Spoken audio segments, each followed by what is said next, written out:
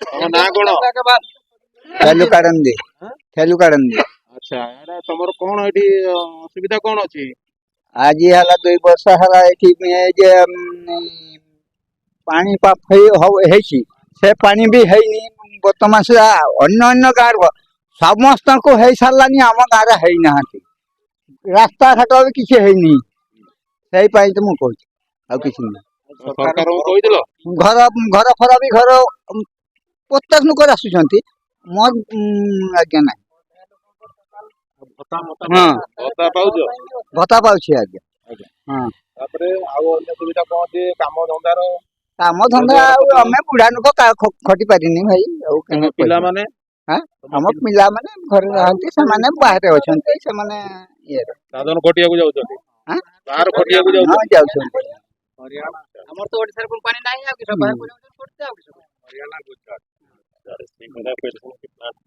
ପାଣି ପାଣି କଣ କୁହନ୍ତୁ? ମଙ୍ଗଳରାମ କାଳନ୍ଦୀ ମଙ୍ଗଳରାମ କାଳନ୍ଦୀ କାମ ହଉଛି ମୁସରଦା ନୋଡା ବ୍ଲକ।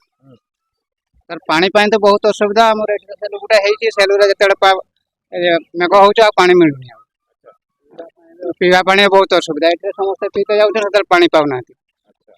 କେତେଟା ନଳକୂଅ ଅଛି ଗାଁରେ? ନଳକୂଅ ନଳକୂଅ 3-4ଟା ଅଛି। 3-4ଟା ସବୁ ଅଚଳ ସବୁ।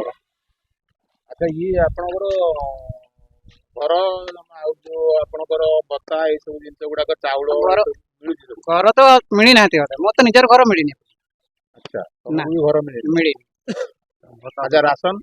ରେସନ ମିଳୁଛି ଆଜ୍ଞା ବର୍ଷା ଦିନେ ବହୁତ ପରିସ୍ଥିତି ଆମେ ଯାଇକି ସେ ରେସନ ସାଇକେଲ ଦୁନିଆ ସମସ୍ୟାରେ ବହୁତ ସମସ୍ୟାରେ ସାରା ଯାଇତେ ବହୁତ ଅସୁବିଧା ରାସ୍ତା ବହୁତ ଖରାପ ରାସ୍ତାରେ ଯାଇତେ ବି ବହୁତ ଅସୁବିଧା ହଉଛି। ଆଚ୍ଛା ଏବେ ଆପଣଙ୍କର ରୋଜଗାର ପତ୍ର କେମିତି କଣ କରୁଛନ୍ତି? ରୋଜଗାର ସାର୍ ଆମେ ଝଙ୍କା ପଇସା ତିଆରି କରିକି ଆମେ ଚଳୁଛେ ଆଉ ସେଇଗାରେ ଆମେ ଅନ୍ୟ ରୋଜଗାର ନା ସାର୍ ଚାଷ ଫାସ ଆମର ନାହିଁ ଜମି ବାଡି ଆମର କିଛି ନାହିଁ ଖାଲି 5 ଡିସମିଲ ଜାଗା ଅଛି ଆମର। ସରକାର କଣ ତମକୁ ଜମି ଇଏ କରିନାହାନ୍ତି? ନା ସାର୍ କିଛି ଦେଇନି ନା ସାର୍ କିଛି ଦେବାର ସୁବିଧା କରାଯାଇଥିଲା? ନା ସାର୍ କିଛି ଆମକୁ ଦେଇନାହାନ୍ତି।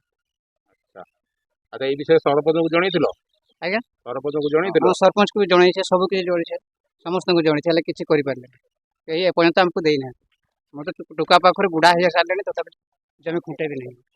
এই 5 ଡିସମିଲ ଜାଗା ଏ ସେତକଟା ଭିତରେ ଆମେ ଚଳୁଛୁ 4 ଡିସମିଲ ସେଇ ଘରଟା ଯାହା ଯେତକଟା ଘର ତାପରେ ଅଧାରେ କଲୋନୀ ହେଇଛି ଅଧାରେ ହେଇନା ସେଇ ଯେ ଆପଣ ଦେଖିବେ ଯାଇକି ଦେଖିବେ ଯେ ଟାଇଲ ଘର ରହିଛନ୍ତି କେଠି କୁଟା ଘର କରିକି ରହିଛନ୍ତି କାଳ ମିଶେଇ।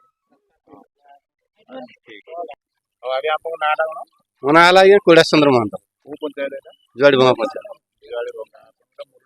ମୁରଡା ବ୍ଲକରେ ଯାଉଛି। କଣ ଆପଣଙ୍କ ଏଠି ସରକାର କଣ ସୁବିଧା ପାଇଛନ୍ତି? ସରକାରର ଆଜ୍ଞା ସୁବିଧା କଣ ଆମର ତ ସବୁ ହରିଜନ ଆଦିବାସୀ ବେଶୀ ସଂଖ୍ୟାରେ ଲୋକ ଅଛନ୍ତି ତାଙ୍କର ପାଣି ପାଇଁ ଆଜି ଧରନ୍ତୁ ଗୋଟେ ଯଦି ସେ ପାଣି ଇଏ କଲେ ବୋରିଂ ଗୋଟେ ଖୋଳା ହେଲା ଆଜି ଦୀର୍ଘ 5 ବର୍ଷ ହେଲା ସେ ବୋରିଂ ଖୋଳାରେ ହିଁ ରହିଛି ପାଣି ସପ୍ଲାଏ ଦବା କଥା କାହିଁ କିଏ କଣ୍ଟ୍ରାକ୍ଟର ନେଇଛି କଣ କରିଛି ଆଜି ଯାଏଁ ପାଣି ନାହିଁ।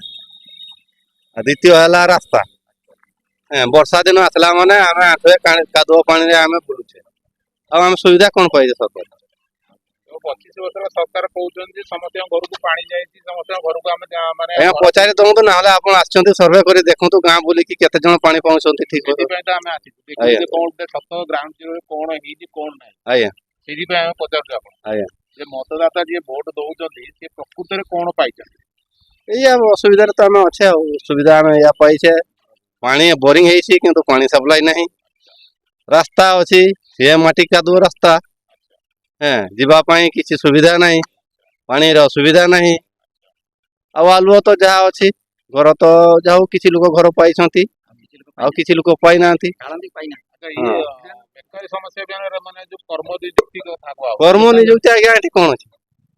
ଏଠି କର୍ମ ନିଯୁକ୍ତର କଣ ଅଛି? କର୍ମ ନିଯୁକ୍ତି କିଛି ନାହିଁ ଦାଦନ କରତେ ଯାଉଛନ୍ତି ସବୁ ବାହାରକୁ ଏଇଠୁ ଧରିକି 10-15 କିଲୋମିଟର ଦୂରିଆରେ ଯାଇକି କାମ କରୁଛନ୍ତି ଲୋକ ଗାଁରେ କାହିଁ କାମ କାହିଁ ଯୋଉ ଲୋକ ବି ଧରନ୍ତୁ ଦାଦନ ଖଟିବା ପାଇଁ ବାହାରକୁ ଯିବା ପାଇଁ ତାର ପରିସ୍ଥିତି ବାଧ୍ୟ କରୁଛି ସିଏ ଯଦି ଗାଁରେ ରହୁଛି ସିଏ ଏଇଠୁ କୁଦାଳ ଇଏ ଧରିକି ସାଇକେଲରେ ଯାଉଛନ୍ତି 15-20 କିଲୋମିଟର କାମ କରୁଛନ୍ତି ଲୋକାଲରେ ଯଦି କାମ ସେମାନେ ପାଇଥାନ୍ତେ ଯାଇଥାନ୍ତେ ସାର୍ କୁହନ୍ତୁ। ତାହେଲେ ଏବେ କଣ କରିବାକୁ ଚାହୁଁଛନ୍ତି ଆପଣ? ସରକାର ଏବେ ନୂଆ ପୁଣି ସରକାର ଗଢିବେ ନୂଆ ଗଢିଲା ପରେ ପୁଣି ଏବେ କହୁଛନ୍ତି ଯେ ବିଜୁଳି ଫ୍ରି କରିଦେବେ।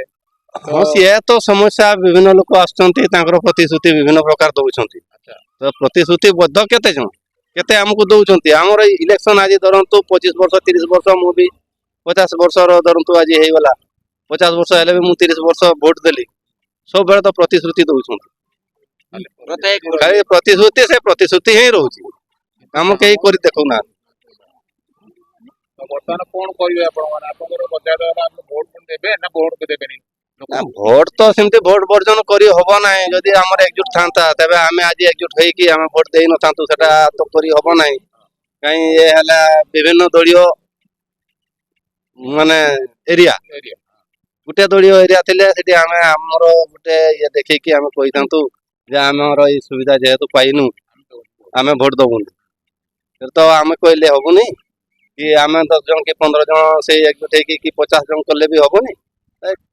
ମେଜରିଟି ଲୋକ ଦରକାର ଆଚ୍ଛା ଏବେ ବେସିକାଲି ସମସ୍ୟା କଣ ଆପଣଙ୍କର ଏବେ ଏଇ ଖରା ଦିନ ପାଇଁ ପାଣିର ପାଣି ପାଣି ଆପଣ ଏ ଟାଙ୍କି ଆମେ ଦେଖିଲୁ ଗୋଟେ ବଡ ଟାଙ୍କିଟେ ଆଜ୍ଞା ଏଟା ହେଲା ପୁରିନ୍ଦା ଯିବି ବେତଣ୍ଡି ବ୍ଲକ ଏଇଟା ଯୋଉ ଟାଙ୍କିଟା ହେଇଛି ଏଇ ଟାଙ୍କିରେ ତ ପାଣି ନାହିଁ ଏ ଟାଙ୍କିରେ ବି ପାଣି କେତେବେଳେ ଆସୁଛି କେତେବେଳେ ନାହିଁ ଯେତକ ସମୟ ପାଣି ଛଡା ହଉଛି ସେତକ ସମୟ ପାଣି ପାଣି ବନ୍ଦ ହେଲା ମାନେ ତା ଟୋଟାଲି ପାଣି ବନ୍ଦ ଏଇଟା ଆଜ୍ଞା ପୁରିନ୍ଦା ବେତଣ୍ଡି ବ୍ଲକ ପୁରିନ୍ଦା ଯିବି ଟାଙ୍କି ଆମ ଗାଁରେ ହେଇନାହିଁ ଏପର୍ଯ୍ୟନ୍ତ ଟାଙ୍କି କିନ୍ତୁ ବୋରିଂ ଏଇ 5 ବର୍ଷ ହେଇଗଲା ବୋରିଂ ହେଇକି ରହିଛି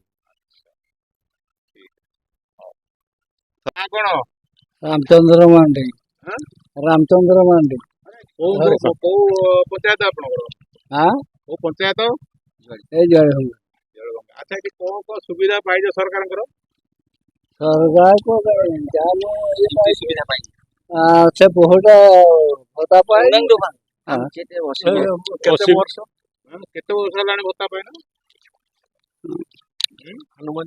ହେଇଗଲା କେତେ ବର୍ଷ ହେଲାଣି ତମକୁ ତମର କେତେ ବର୍ଷ ଆମ ବର୍ଷ 60 ହେଲାଣି ଆଚ୍ଛା ଏଇଟା ସରପଞ୍ଚ କହିଥିଲ ହୁଁ ତମ ଲୋକାଲ ଏମଏଲଏ ଯିଏ ଅଛନ୍ତି ତାଙ୍କୁ କହିଥିଲ ନା ତାଙ୍କୁ ନାହିଁ ତାଙ୍କୁ କହିଲ ସରପଞ୍ଚ କହିଲା ପରେ ତମକୁ ଭତ୍ତା ଦିଆ ହେଇନି ଆଉ କଣ କଣ ସୁବିଧା ପାଇନ ଆଉ ଅସୁବିଧା ଘର ପାଇଁ ଟିକେ ଆଉ ଘର ବି ଦେଇନା ଏବେ କେମିତି ରହୁଛ ଆଉ କେମିତି ଭଲ ତ ରହିଛି ଆଉ ନା ମାନେ ସରକାର ଏତେ ବର୍ଷର ହେଲା ପରେ କହୁଛନ୍ତି ସମସ୍ତଙ୍କୁ ଘର ଦେଇଛନ୍ତି ବୋଲି ତମକୁ ଘର ମିଳିନି ଘର କିଛି ଲୋକ ପାଇନା ପାଇନ ଘର ଆଚ୍ଛା ଏବେ କଣ କହିବ ତୁମ ମାନେ ମାନେ ଭୋଟ ଆସୁଛି ଭୋଟ